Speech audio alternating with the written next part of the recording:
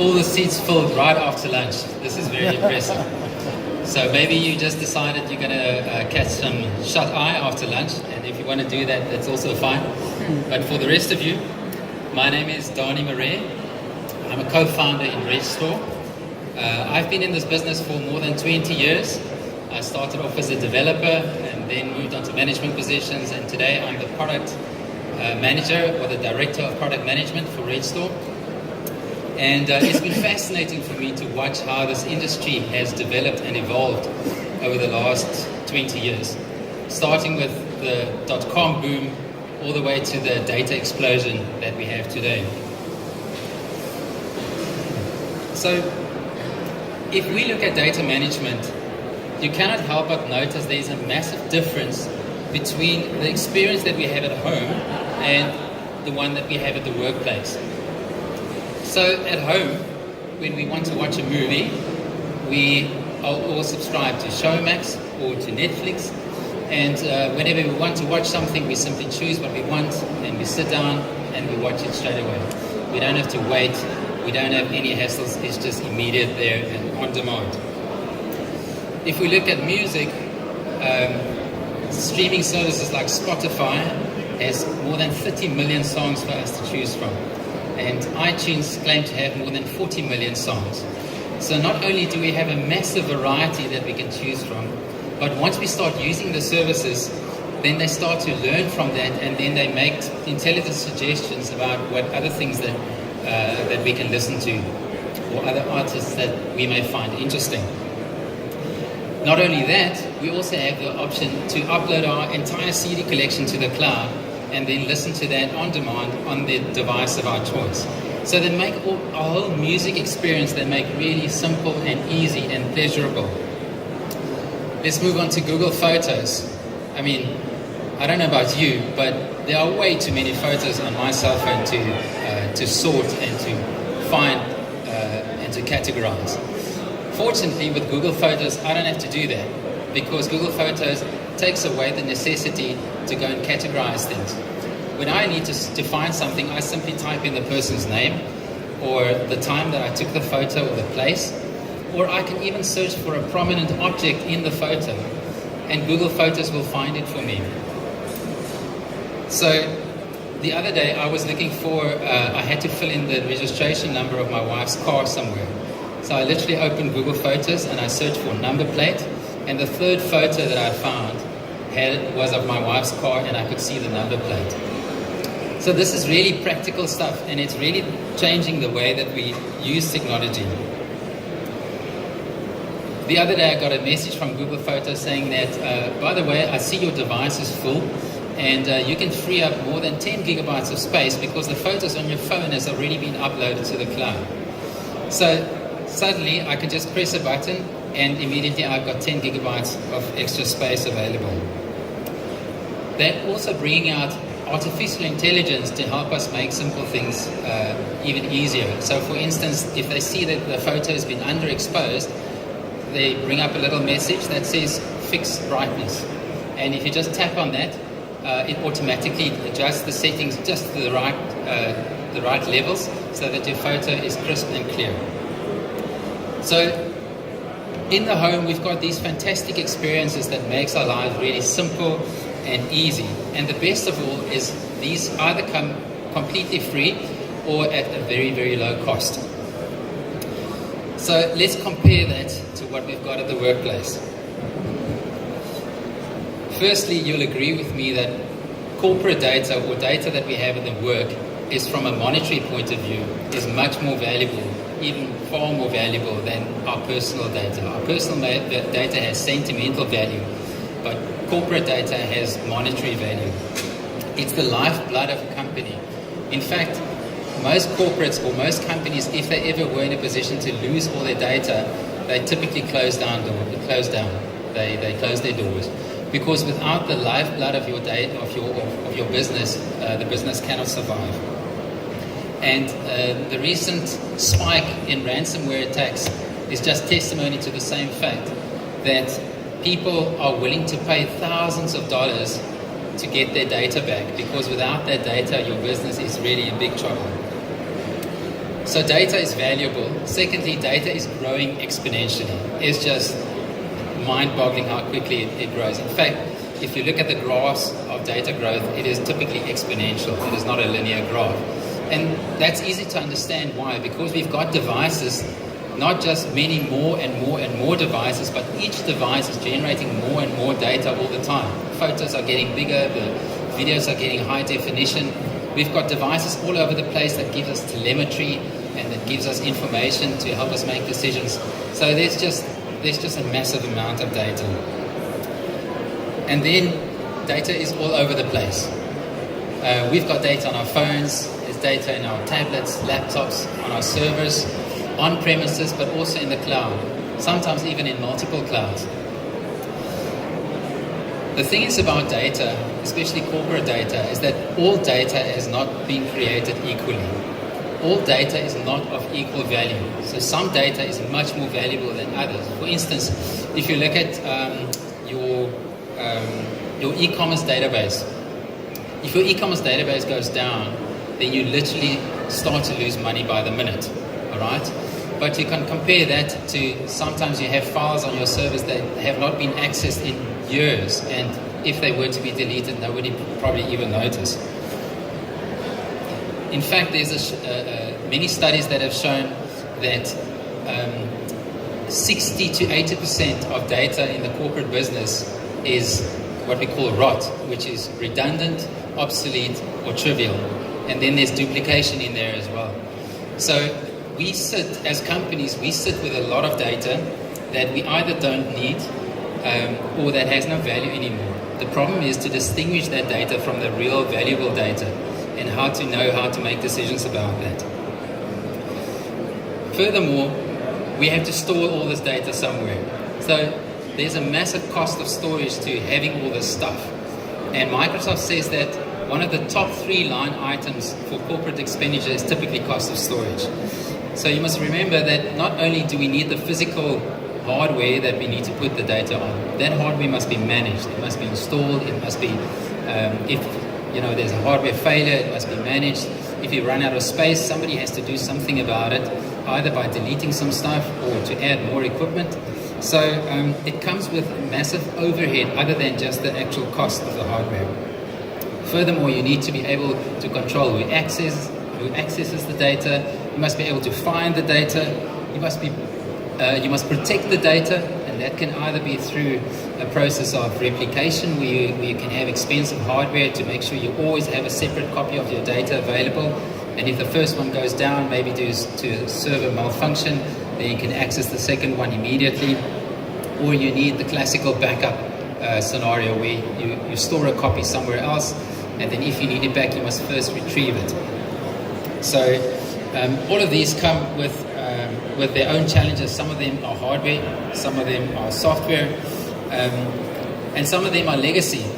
I've just spoken to somebody over lunch who is still struggling with tapes, and even though none of us even want to admit it, many of us still have tapes at the corporate level. Either legacy tapes, or we actually still writing stuff to tapes because we have that infrastructure, we understand it, it's physical, it's easy to manage, but obviously it comes with a lot of challenges.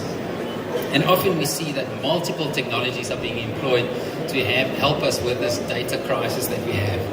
And then the last one is compliance. GDPR went live in May this year in the EU, and the POPI Act is set to become active towards the end of this year. That means if you as a company are dealing with personal data, you're going to be held liable in terms of how you treat that data, and you must be able to show all the information that you have on any single individual at any point in time and be able to remove that data on that person's request. And that's not an easy feat. Number one, if you don't know what you have, or number two, if you don't know where that information is. And if you can't do any of that, then you're actually liable for a fine. And we're starting to see some companies in the UK that have received fines. So that's quite a grim picture that we're looking at. So let's look at the bright side. How do we deal with all these complexities? What can we do on a practical level. So the good news is that the consumer experience that we're seeing at the home, the Google Photos and the Netflix and those kind of things, those technologies are starting to make their way into the corporate world. We're starting to see that vendors and companies that are producing solutions, they're starting to have a much more customer-centric focus. And basically what that means is whenever you design a solution, you make sure that it actually solves a real customer problem. And there are real customer problems out there to be solved, many of them. But the problem is that some companies are not focused on that problem. They focus on what they think can make money or what will be cool or something like that. So I believe in a few years' time, we're going to see software that is really, really usable. We're starting to see that already, where the software that comes out, the solutions that come out are so easy to use that they don't need any training and they don't need any user manuals. You simply, by looking at it, it's just completely obvious how to use it, and immediately you can start getting a benefit from the solution. That doesn't mean that the solution itself is simple. It just means that the interface at the front end is really simple and intuitive, and it's been tested with real people and to see how they behave and how they interact to ensure that this is a really usable piece of software. Furthermore, the solutions are getting more and more intelligent. For instance, we have software that tells us, I see you running out of space on your server, and you can free 30% if you archive off solutions, or if you archive off files that have not been accessed in the last 3 years. Secondly, the solutions will help you to locate the data. You can have an agent, or you can have software that goes out on the network and find all the customer data, all the company data that's sprawled over many devices all across the company estate. For instance, it can tell you, did you know that most of your Excel spreadsheets are on laptops and they're not stored on the server where you think they're stored? Or did you know that half of your server space is being used by ISO images that you can easily get from the internet again? So you're really just wasting that space. Or did you know that there's a massive music library in one of your user folders on the server? This kind of intelligence can really make life easier for us when we need to make decisions about what to do with the data and how to manage that. They can even bring in artificial intelligence. I mean, a couple of months back, again, looking at Google Photos, I saw a message on my phone that says they've just brought out pet detection. Now, they cannot claim this to be a first because Ace Ventura got this right 20 years ago. But now they can actually detect the faces of your pets, and I can do a search for my dog, and they will show me all the photos that my dog is on. So, in the corporate world, artificial intelligence can be used to help detect types of data. For instance, they can tell us all the documents that may contain personal information. This is key to identifying documents that have information that may cause us problems when it comes to regulations. So not only that, they can make sensible suggestions, but not just the information, they can now start to actually help us take action. So just like Google Photos can say, do you want to save more space? Click here to do it. The corporate solutions can give us suggestions and then say, well, just click here and then we'll do that for you.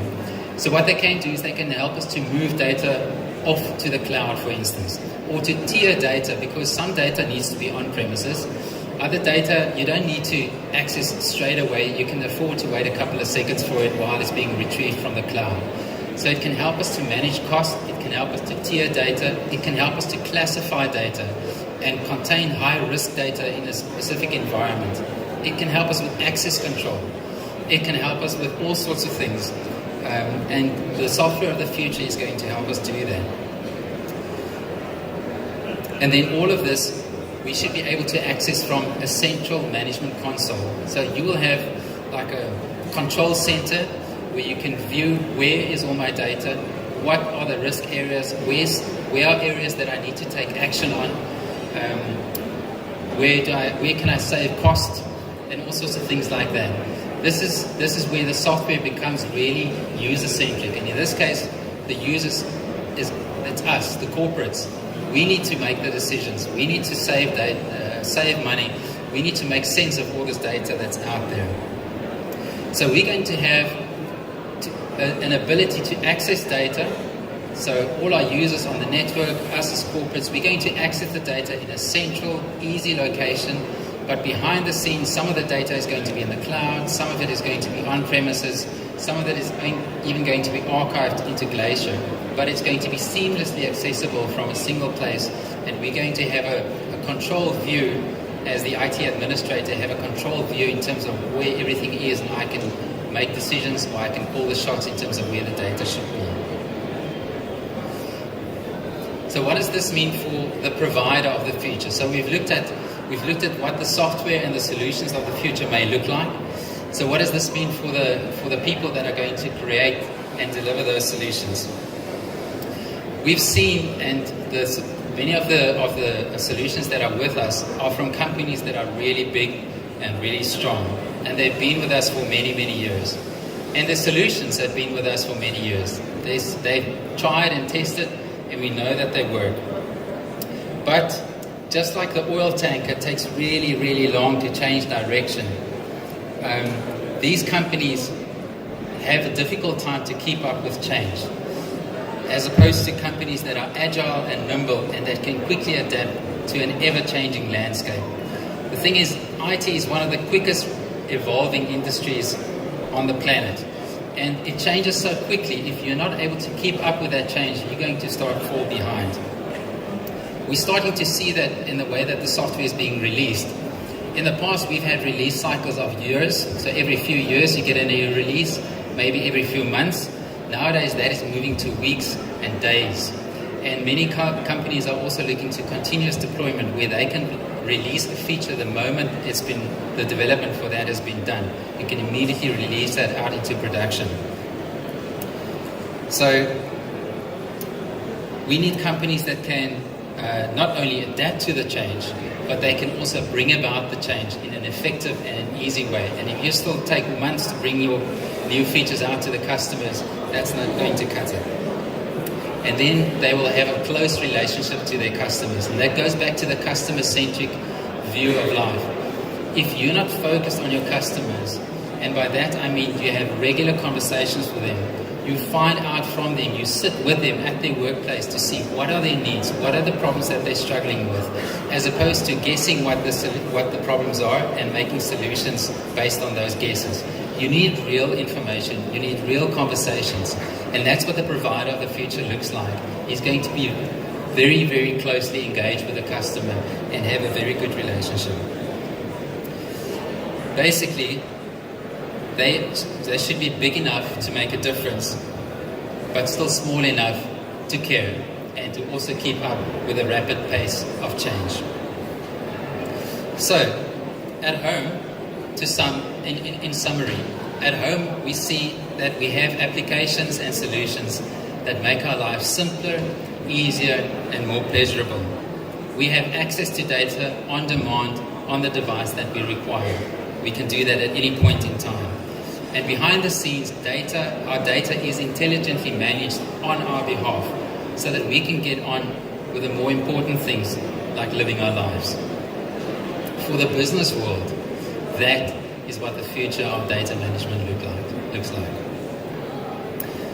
Thank you very much. Please come and chat to us. I'm at the Red Store stand over there. You're more than welcome to chat to us about our ideas and the solutions that we have as well. And we would like to have these conversations. The future may actually be closer than you think. Thank you very much.